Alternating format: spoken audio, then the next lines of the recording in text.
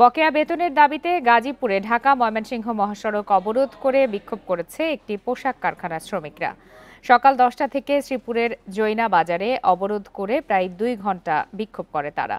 এতে দুর্ভোগে পড়েন সড়কে চলাচলকারীরা। শ্রমিকরা জানায়, এইচডিএফ অ্যাপারেলস লিমিটেড কারখানার শ্রমিকদের 2 মাসের বেতন বকেয়া রয়েছে। বিষয়টি নিয়ে কর্তৃপক্ষকে একাধিকবার জানানোর পরও বেতন পরিশোধে কোনো উদ্যোগ নেয়নি প্রতিষ্ঠানটি। বান্ডেল থাকলে প্রতি সেনমানিতে টাকা বাঁচবে। বিকাশ সেনমানি বান্ডেল কিনে জিতুন প্রতি লেনদেনে।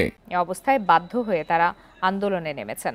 পরে পুলিশ গিয়ে শ্রমিকদের বুঝিয়ে রাস্তা থেকে সরিয়ে দিলে যানবাহন চলাচল স্বাভাবিক হয়।